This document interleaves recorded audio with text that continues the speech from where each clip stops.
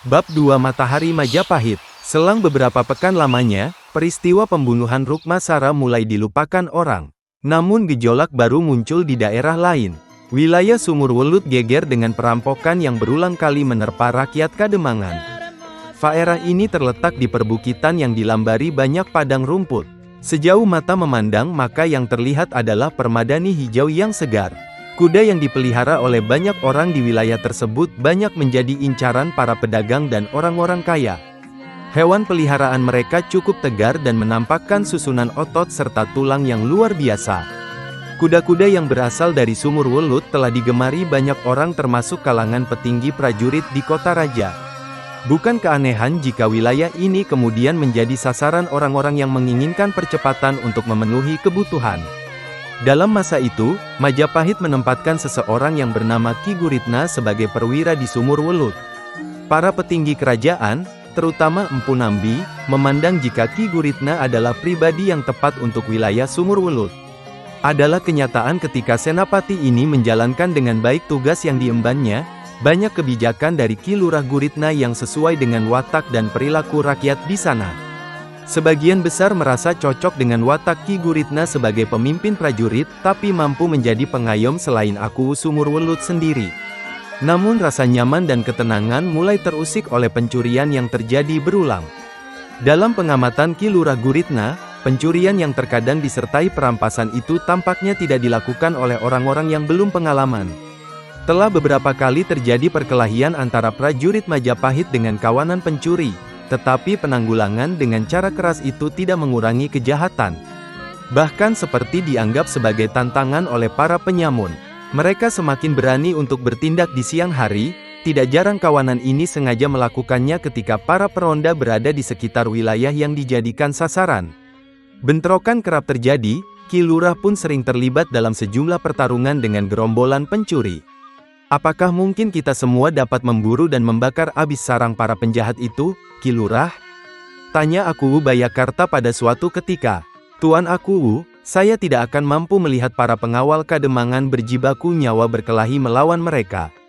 Mereka adalah sekelompok orang yang sering bertingkah di luar batas. Mungkin orang-orang itu tidak lagi mempunyai hati ketika menyeret orang tua di jalanan karena membangkang perintah mereka. Ki Guritna menjawab dengan air muka tegang. Para penyamun itu menjadi tanggung jawab kami. Aku Bayakarta menarik napas panjang. Ya, saya dapat melihat kekejian mereka. Mereka begitu buas, kadang saya pikir mereka adalah sekelompok pemangsa lapar yang tidak menolak makan meski bertemu dengan bangkai. Lurah prajurit Majapahit itu diam sejenak setelah Aku berucap kata. Selintas pikiran singgah dalam benak Ki Guritna. Ia mempunyai dugaan yang mengaitkan rangkai peristiwa di Sumurwulut dengan kematian Rukmasara. Tidak semudah itu menetapkan hubungan antar peristiwa. Aku tidak memiliki banyak bukti dan saksi mata. Kota raja mempunyai dinding yang cukup tebal dan kipas besar untuk menghalau suara-suara yang melintasi batas kota. Pemimpin prajurit ini lalu berdiam diri, cukup lama ia mengolah pikiran yang bermunculan dalam kepalanya. Semasa kedua pemimpin Sumurwulut berbincang penuh perhatian untuk masalah yang terjadi di sekitar mereka, maka hal yang sama juga tengah berlangsung di kota raja. Keadaan yang terjadi di Sumurwulut telah menjadi pembicaraan di Trowulan. Para pemimpin di Trowulan telah mengadakan pembicaraan khusus tentang itu. Laporan-laporan yang mereka dengar telah membawa mereka pada satu kesimpulan yang sama. Pada akhirnya, mereka sepakat berpendapat bahwa kejahatan yang terjadi berulang kali di Sumurwulut merupakan pertanda bahaya bagi orang-orang yang berencana mengadakan hubungan baik dengan Majapahit. Oleh karena itu, Empu Nambi sebagai penanggung jawab wilayah Sumurwulut dan sekitarnya menunjuk Ken Banawa untuk menyelesaikan persoalan yang membelit Kademangan itu. Empu Nambi meminta Ken Banawa untuk membentuk satuan khusus prajurit yang akan mengatasi keadaan di Sumurwulut. Pada hari yang cerah, di beranda belakang istana, salah seorang petinggi Majapahit tengah duduk bersama dengan Srijaya Negara. Saya tidak mempunyai pikiran buruk tentang rentetan perampokan yang belakangan ini terjadi, kata dia Balayuda, salah seorang pejabat kerajaan yang mempunyai pengaruh luas di istana. Tidak ada seorang pun, Paman, termasuk aku, tetapi banyak laporan yang mengatakan bahwa kejahatan di Sumurwulut adalah gelombang di permukaan, ungkap Srijaya Negara. Kesimpulan yang aku yakini sebagai kebenaran. Tidak semua laporan akan mampu menghasilkan sebuah kesimpulan, Tuan, kata Dyah Balayuda, sama halnya apabila kita mendapat banyak berita bohong lalu kita menilainya sebagai kebenaran.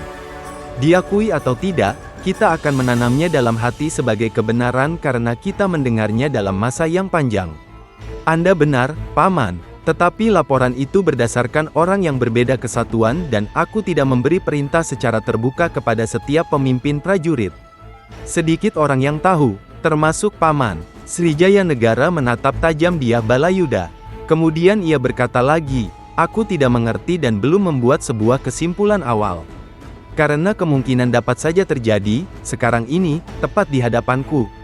Kata-kata tajam meluncur deras dari bibir penguasa Majapahit. Seperti pedang yang menebas pinggang di medan tempur, Dyah Balayuda merasa bahwa perkataan itu sengaja ditujukan pada dirinya. Tetapi ia adalah orang yang berusia jauh lebih banyak dibandingkan raja muda yang duduk di singgasana Majapahit itu. Engkau belum mengerti tentang arti mendirikan kerajaan. Kau tidak tahu rasa sakit dan perihnya telinga setiap mendengarmu memberi perintah, Dyah Balayuda bisik dalam hatinya. Kegeraman itu dapat ia tutupi, Dyah Balayuda mampu menyamarkan raut muka menutupi perasaan yang sesungguhnya. Tuan dapat melakukan perbandingan mengenai masalah ini. Dan saya pikir, saya tidak perlu tahu apabila Anda memang berencana untuk itu. Saya hanya seorang abdi, bahkan Tuan sepenuhnya memahami apabila saya rela kehilangan nyawa bila Anda berkenan untuk memberi hukuman mati. Sebagai seseorang yang mempunyai pikiran cerdas, Dyah Balayuda menyembunyikan wajah dengan menunduk dalam-dalam. Pandang mata Dyah Balayuda berkilat tetapi Srijaya Negara tidak melihatnya. Senyum tipis terurai dari bibir Srijaya Negara. Paman, sudah pasti Anda mengerti bahwa aku tidak dapat begitu saja menjatuhi seseorang dengan hukuman mati tanpa sebab yang kuat. Lagi pula, keberadaan Paman di sekitarku telah mendatangkan rasa aman. Meski begitu, aku tetap merasa perlu untuk mengutarakan isi hatiku. Dan memang seharusnya seperti itulah yang dimiliki oleh seorang raja seperti Anda. Tuan adalah seorang raja pewaris kerajaan besar. Nama Tuan lebih dahulu tiba, dibandingkan angin pada musim hujan, di daratan kering seperti Sumba dan Dompu. Nama Tuan lebih megah terdengar di setiap garis pantai. Lebih dahsyat dari auman singa maupun harimau. Bagiku, Tuan adalah matahari Majapahit. Setangkup puja keluar dari lisan Dyah Balayuda. Ia tahu tempat terbaik di hati Srijaya Negara.